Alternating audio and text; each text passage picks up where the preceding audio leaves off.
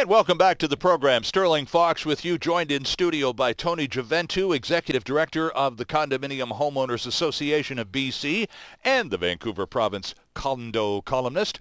Really delighted to have Veronica Franco with us on the program tonight, too. Veronica is a lawyer, a partner with Clark Wilson LLP in Vancouver and their Strata Property Group. And Veronica, by the way, we have a terrific email on the matter, on one of many money matters from Jenna in Surrey. And we thank you for that, Jenna. Hang in, because we'll get to your, she wants to know about insurance deductibles and all of that kind of thing. But our program tonight is dedicated primarily to money. So let's start with the ultra basics. And Veronica, because you've probably faced more than a few judges and lawyers other than yourself over this, who is, well, first of all, let's start with what must you pay? Obviously, your mortgage, or you're not moving in the first place. Yes. And the condo fees, we've identified that. What else must be paid by a strata owner? Special levies. If they are properly approved by the Strata Corporation, the owner will have to pay special levies. If they're late in paying their strata fees or their special levies, and there is a properly approved bylaw that allows you to charge interest of no more than 10% per annum, then you also have to pay the interest on your late strata fees or special levies and or special levies. A special levy is simply a requirement to create more funds. Yes. So usually what happens is the Strata Corporation has discovered that they need to do some repairs of some sort, and there's not enough money in their contingency reserve fund.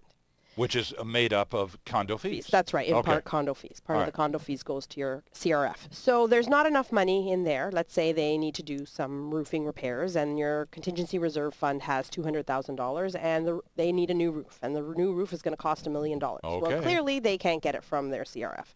So they go to the owners and say, well, we need this roof, and the owners have to vote on whether they agree to pay for the costs of this roof.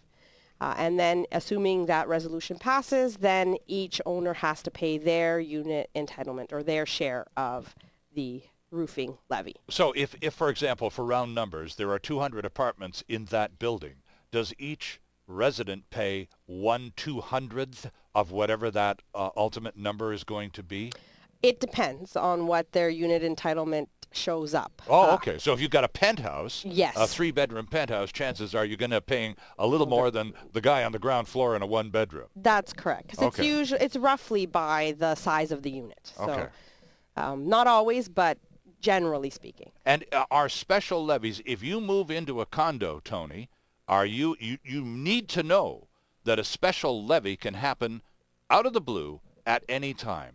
Well, I think one of the, absolutely, and one of the first things you need to know before you buy into a strata or before you buy into a new one or an existing strata is you need to look at the schedule of unit entitlement that pertains to your strata lot. Okay. Schedule of this unit is what entitlement, Veronica was just talking about. It's filed in Land Title Registry. Okay. The schedule of unit entitlement, and it's a specific formula that calculates what the percentage of liability is for each strata lot for all common expenses. Okay. So it's not just strata fees and special levies. It's lawsuits, it's shares of insurance deductibles if there's a common deductible, anything that the strata may pay as a common expense. That's what this is used to calculate that. So formula. if you're looking at a condo of any kind, that unit is responsible for one something or other of all costs, and that's a number that you need to find out on day one. Well, and it used to be on the property purchase disclosure statement under the for real estate sales that you used to actually see what that percentage relationship was, and it's not there anymore. So as a buyer, you need to look at that, because if you're buying into the penthouse and there are bachelor units in the building, it's quite possible the penthouse unit is paying 3 times as much as the bachelor units. Of course. Right? So they're frequently based on the proportional size of strata lots, except for a bare land. Bare land stratas all generally pay the same strata fee, and some older townhouse developments all pay the same strata fee as well.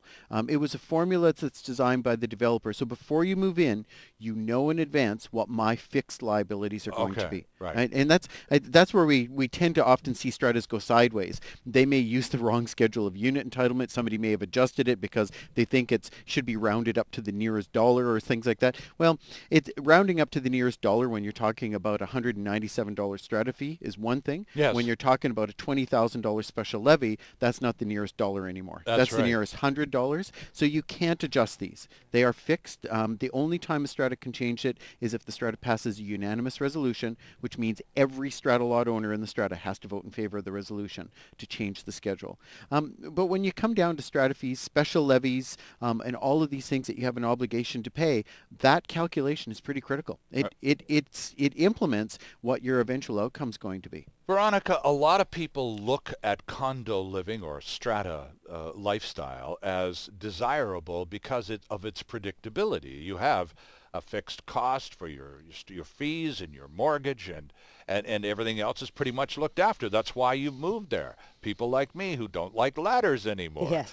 Then there's this whole matter of special levies. And if we're moving into a condo on a fixed income, we've done the retirement math, and we're okay. Unless one of these blinking special levies comes up, and then we're hooped. What happens if you move into a strata, you've got all your costs mathematically accounted for, and suddenly that $1 million roof you just talked about needs to get done? Where am I if I don't have the cash flow to meet my share of that special levy? What happens? Well, you hope that you can find the money somewhere, because if you can't find the money anywhere, you are out of luck. The Strata Corporation can collect that money by forcing the sale of your unit if you have no other way of paying for it. Wow. Yes. So again, this is a reality, both of you, that any person contemplating life in a condo or strata environment needs to completely understand. And I don't know that a lot of people who are looking even at this kind of across the fence as a lifestyle option are aware of these details, and they're just enormously important, aren't they? Oh, yeah, absolutely. And I really do think with the coming out of depreciation reports, if that is such a useful tool, if you actually take a look at them as a buyer, because you'll see what you are paying and what's going to come up. You'll have in the reports how much money down the road is going to be necessary. And you can see, you'll be able to see how the Strata Corporation has chosen to fund the upcoming repairs, whether they're going to just do special levies down the road, and you can start budgeting for that. Include that in your notional budget. It'll be a rough estimate, but at least you'll know that if the strata is not saving for that for the money in the CRF, that you should be saving the money for a special levy down the road.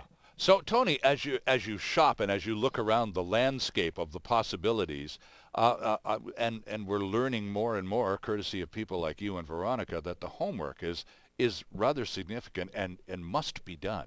Because we're talking, as you've said earlier, average about $500,000 for one of these units. We're talking serious cash.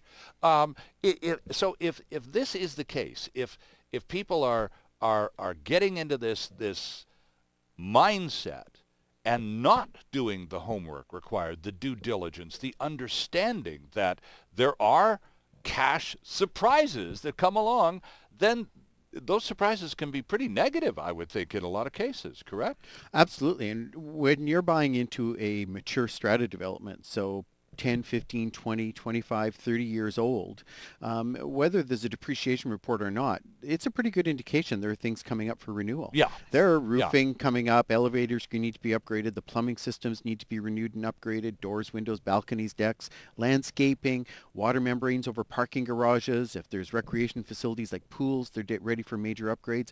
So there's an indication that all these major upgrades are pretty close on the horizon. And I think it's interesting, if you look at all the marketing materials that condo owners have seen over the years, probably the most common line we've ever seen was carefree living. Yes. Right? It's carefree living. Yes. Which for many owners, it really is carefree living. It means exactly as you said. Ladder-free to me is carefree living. Yes. No more gutters, no more grass. That's right. Right?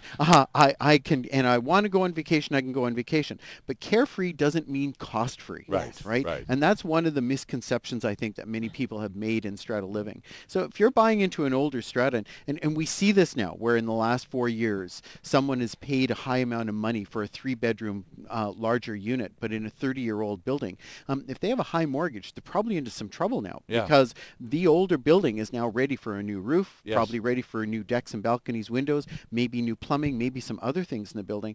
They're pretty much maxed out on their credit ratios right now. It's a bit of a challenge for buyers right now. So in many ways, what we're also seeing is Strata Corporations who have these special levies, they're actually not passing them, or they're being defeated because the people who live in there just can't afford them. Right. They're not defeating them because they don't want the work done. Right. They're defeating the resolution for the special levy because they can't afford to pay for more money, which is a vicious circle, because what it means is the roof that needs to be replaced is delayed another year or two. I was just going to ask Veronica, what happens if that $1 million roof that desperately needs to be replaced or done is voted down by the majority of Strata owners because they don't want to assume the incredible cost of $1 million reno job on their building. So they say no. So then what happens? Well, if the roof is critical and there's going to be the people who are on the top floor that are really worried about their units, they may very well band together, or a single one of them may decide, you know what, the Strata Corporation is failing in their obligations under the Act to repair and maintain this roof, so we're going to sue them. And the Strata Corporation may be a defendant in a lawsuit that actually forces the Strata Corporation to impose that kind of a special levy and proceed with the repair. Unfortunately... Oh, so they can be compelled by irate strata holders to do their duties that they should have been seen their way to do in the first place. Yes, and it ends up costing more because now they've ended up spending potentially, and I've seen, you know, hundreds of thousands of dollars in an argument over whether this roof should be done, and ultimately losing and having to pay costs, court-ordered costs to those owners who had to start the lawsuit. And compounding the fact that you've deferred the roof another year or two, so you're which is going to make it even more expensive more when the costs, next estimate more comes damage. in. Well, you know, we have a Strata in Burnaby a few years ago who delayed their roof an extra 2 years, and before they got to actually replacing all the roofs on their buildings, they spent $150,000 just on emergency repairs. Wow. Which they could have avoided just by replacing the roof before it had failed anyhow. And leaving aside just the financial increased financial expenses, you're also dealing now with a dysfunctional strata because everybody's mad at everybody. Exactly. That's right. Oh, what a fun environment. Oh, that's right. Well, and this is where you live. That's right. And on that cheery note, we'll take a quick break here. Our guest in studio is Veronica Franco from the law firm Clark Wilson in Vancouver. Tony Gioventu is the executive director of the Condominium Homeowners of British Columbia. I'm Stirling Faux, and this is Quay Pacific's Talk About Strata.